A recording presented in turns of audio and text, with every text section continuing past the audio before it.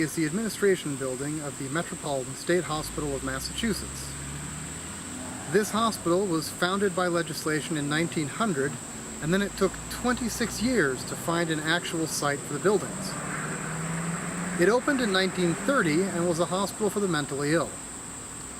The history of the hospital is mostly uneventful, aside from one particular incident: the murder of patient Anne Marie Davy in 1978 by another patient at the hospital. Her case is tragic in that it might have been completely preventable. She had checked herself into the hospital, so the staff was, in general, not overly worried about her. Her assailant, Melvin Wilson, on the other hand, was transferred to Metropolitan State from Bridgewater State Mental Hospital. This is significant, as Bridgewater was a maximum security facility and Wilson had a prior history of violent acts. Her disappearance was poorly investigated, even after pieces of her clothing had been found torn on the grounds.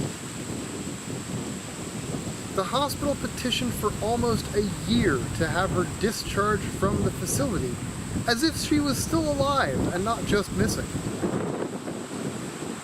At some point during the period that the hospital was petitioning for discharge, it was discovered that Melvin Wilson was in possession of 7 teeth, identified as belonging to Davy. Her body was found in 1980 through an investigation by the Attorney General, and forensics confirmed that she had been buried on the day that she died. The hospital closed its doors in 1992 and stood untouched until 2007, when part of the grounds became residential areas. But the administration building remains as a beacon of what once was. This channel is dedicated to history, which is why I am standing here. Currently, I am working on a book entitled 1786, The History of the Documents Which Influenced the Constitution. This book will examine not only the documents which influenced the framers of the U.S. Constitution, but also, and perhaps more importantly, the history behind those documents. So why then a mental institution? This book is still in the process of being written and is about 50% complete. About 90% of the research to support it is done, so all that remains is mainly the writing.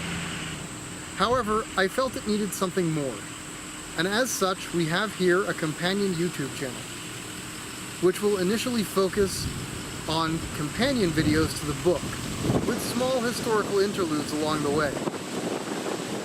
Once the companion videos are complete, videos focusing on other historical influences of today will also be added to the channel.